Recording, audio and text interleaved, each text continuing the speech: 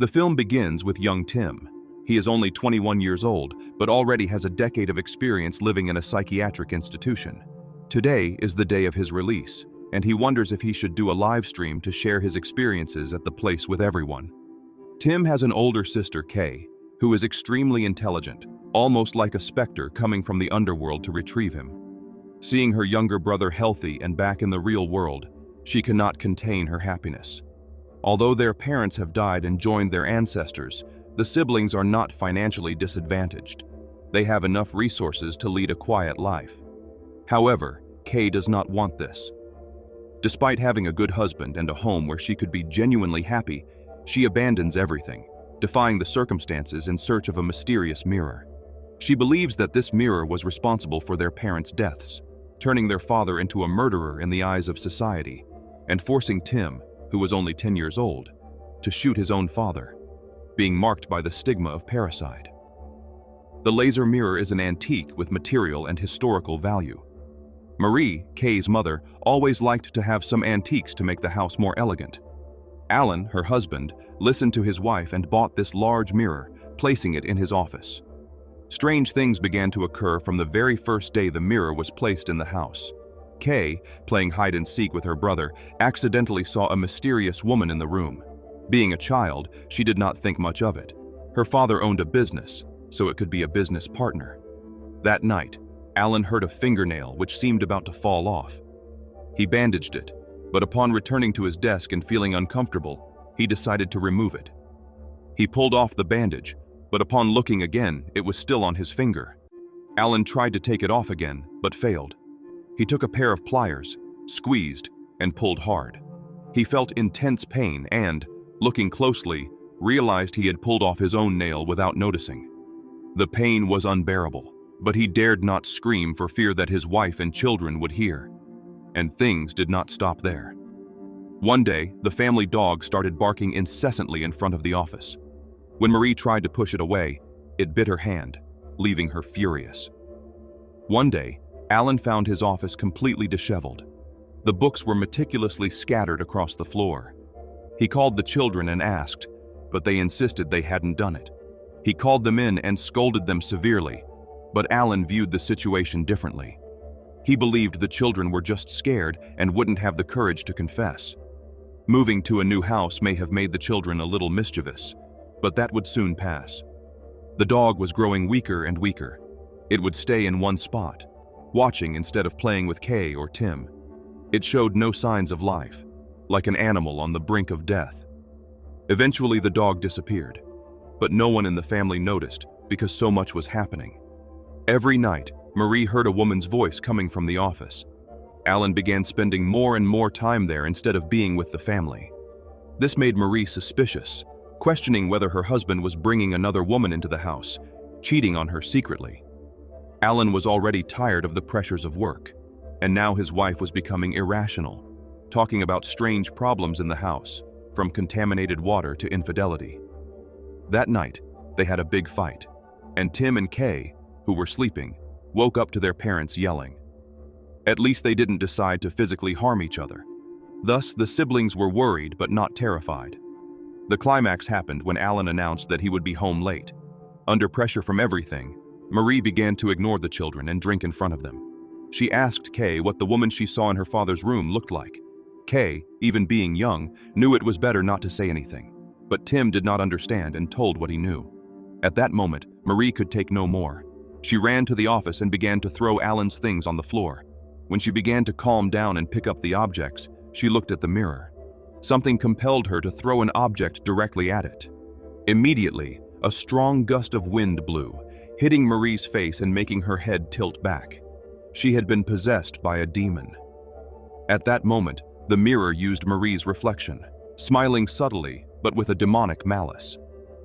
It opened its shirt to show a scar on its abdomen, which was becoming increasingly distinct. She let out a horrifying scream. The kids upstairs heard and ran down. They found their mother standing in front of the mirror. Tim approached to see if she was okay.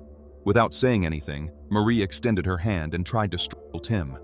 Kay, even scared, did not just stand still. She tried to push Marie, then ran upstairs, closed the door, and hid. Marie pursued them. At that moment, Alan returned from outside. She tried to attack her husband as well, but he was faster than the children, pushed her hands away, and strangled her until she lost consciousness. Alan realized that something was very wrong with her.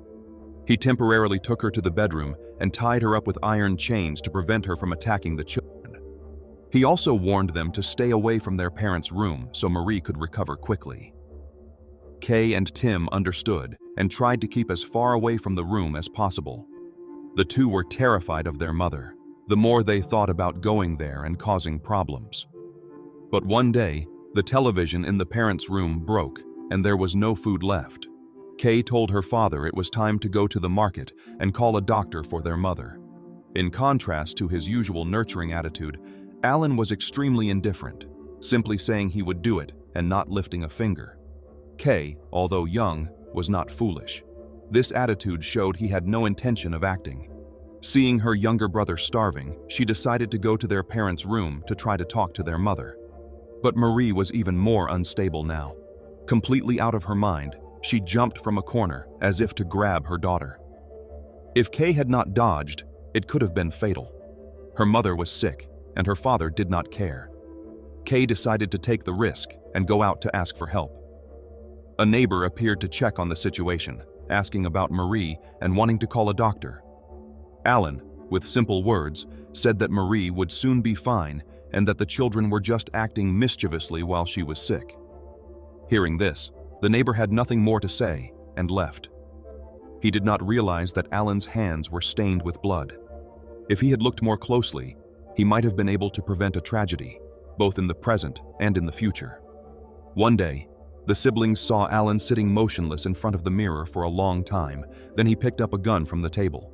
Kay and Tim went to see what was happening. They saw the demon emerging from the mirror, its face pale and eyes glowing with a sinister and strange light. The children ran terrified back to the room. Alan, instead of shooting his wife, went to her room and freed her, allowing insane Marie to go to the children's room and terrorize them.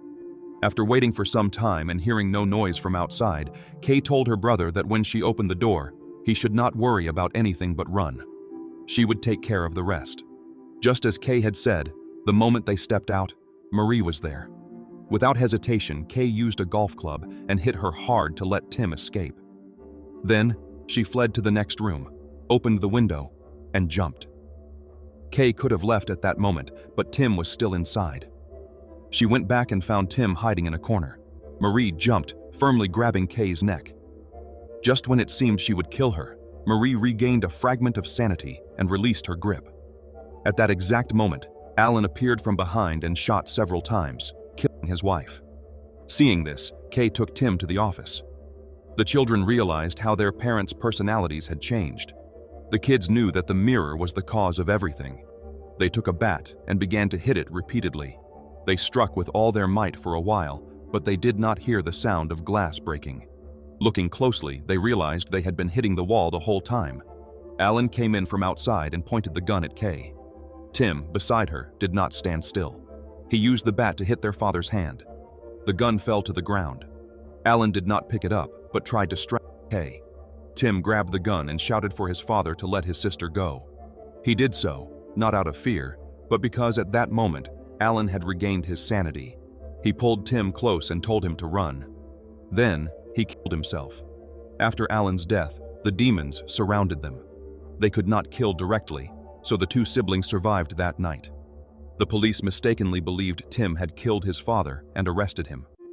Before they were separated, Kay screamed to her brother that when they grew up, they would need to come back there and destroy the mirror. That is why, after more than 10 years and facing so many horrible things, Kay still could not let go of that old grievance. What was at stake was the honor of Alan and Tim. She was determined to clarify what happened that year. Kay set up 3 cameras, with different power sources, surrounded by potted plants, backup lights, and a timer that went off every hour. Over the years, Kay investigated in detail the mirror's previous owners. None of them lived very long. They died under strange circumstances. One died of dehydration while submerged in a pool. Another, who survived, ended up killing his entire family. His left arm and several other body parts had multiple fractures, while his right hand, the one he used to injure himself with a hammer, was unharmed. Some cases were so drastic that the cause of death could not be identified. More than 40 people died in connection with that mirror. As Kay explains this to the camera, Tim, because of his size and exhaustion, reflects on how long the psychiatric hospital had manipulated his mind.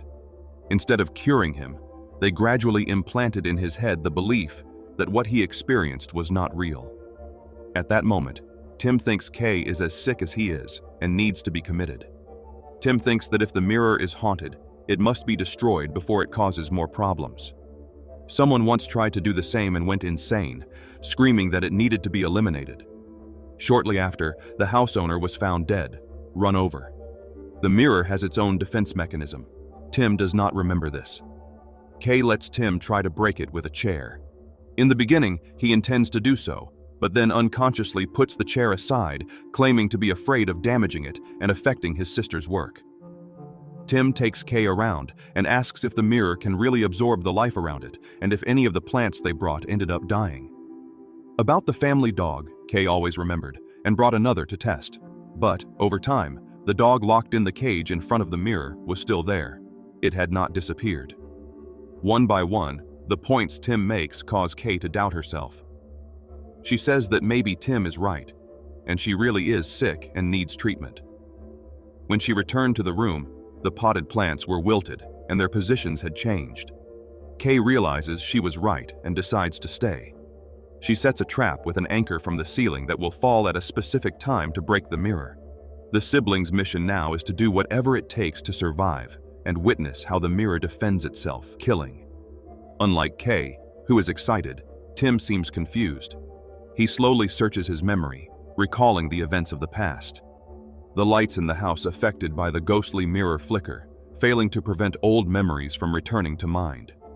As Kay adjusts the backup lights, a lamp that should be stable flickers and goes out. She approaches, placing an apple to change the bulb. When she picks up the apple again and takes a bite, Kay suddenly stops. What she bit into was glass, cutting her flesh and filling her mouth with blood. At that instant, Tim arrives. As Kay mutters incoherently, in the blink of an eye, the object in her mouth returns to being an apple, not a bloody piece of glass. The mirror begins to act. A moment later, Kay sees a familiar figure. The demon materializes before her. At that moment, she uses a piece of broken ceramic she has in her hand and wounds her neck. At that exact moment, what she thought was a demon reveals itself to be her fiancé.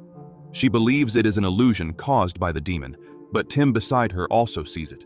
The camera captures the image of the bloodied man, and his body lies motionless. Realizing the danger of the demon, they both go out to call the police and an ambulance, trying to get away. Kay set the trap inside. Sooner or later, the mirror will be destroyed, so there is no need to take the risk of going back. But at that moment, the lights inside the house turn on. The silhouettes of the siblings are there, before the mirror.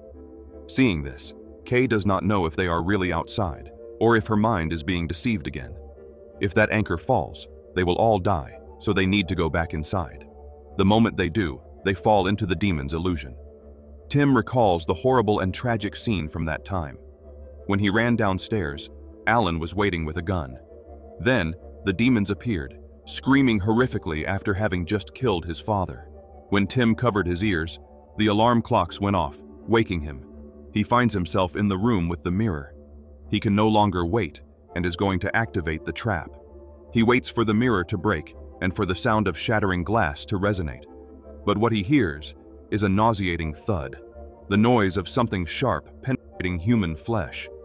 What was hit was not the mirror, but Kay, who was there in a state of confusion. Just then, the police arrive. The scene from that year repeats itself. Tim is arrested by the police. He cries out in despair, asserting that it was the mirror that did everything. But, of course, no one believes him. Tim will likely be taken back to the psychiatric hospital, and the mirror will be returned to an auction house seeking a new owner, or more precisely, a new victim. And thus, we conclude the film.